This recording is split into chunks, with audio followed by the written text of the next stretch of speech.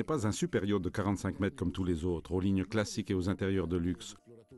Au contraire, le nom du célèbre explorateur marchand vénitien met l'accent sur la véritable originalité de ce bateau, faire de longues croisières.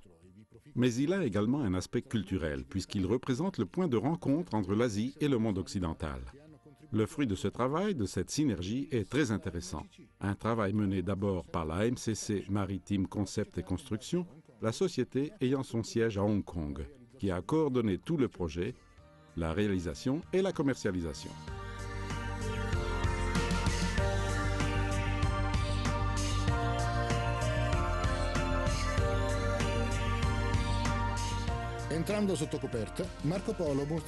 En descendant sous le pont, Marco Polo exprime tout de suite une atmosphère un peu particulière, très personnelle, très différente du modernisme minimal que l'on retrouve sur la plupart des yachts. La conception et la réalisation des intérieurs ont été confiées au bureau de dessin KCA International, basé à Londres et dirigé par Quan Chu, qui a transmis dans les différentes parties du bateau un style oriental très élégant.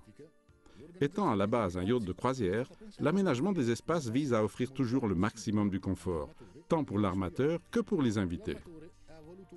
L'armateur a voulu un appartement très réservé sur le pont supérieur, totalement indépendant et placé juste derrière le poste de commandement.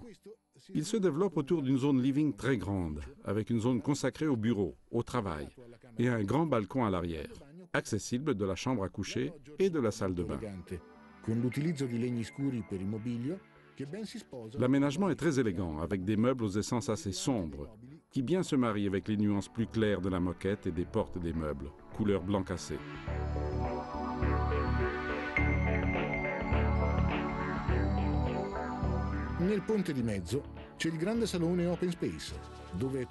Sur le pont central, on trouve un grand salon open space, avec une table pour le déjeuner, le bar, la cuisine.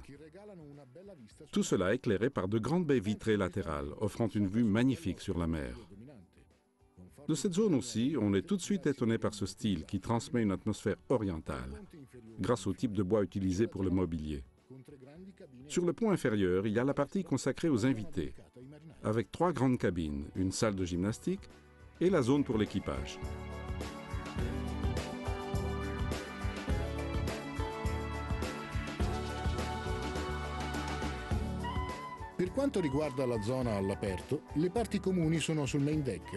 En allant dehors, on a 2 espaces principaux en plein air.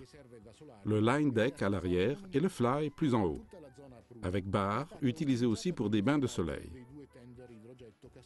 Toute la partie avant est consacrée aux 2 tenders Hydrojet Castaldi, qui sont placés ici parce que l'armateur n'a pas voulu toucher la zone arrière. Pour plonger, on a une petite plage arrière avec 2 escaliers, très confortables et aussi très esthétiques.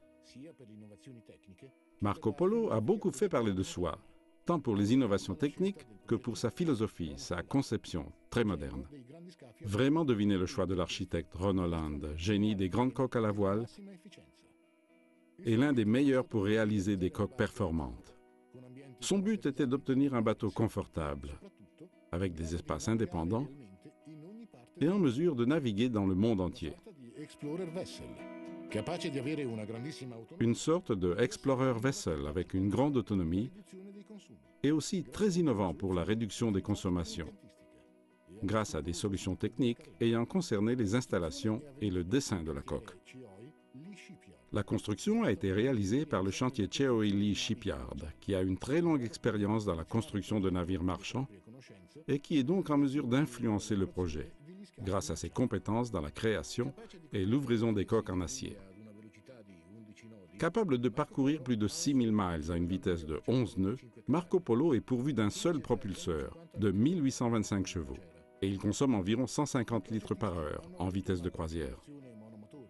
Les architectes ont préféré cette configuration avec un seul moteur, pas trop apprécié par les plaisanciers et par contre très souvent adopté sur des navires marchands, avec des régimes de rotation assez bas et une hélice au diamètre agrandi.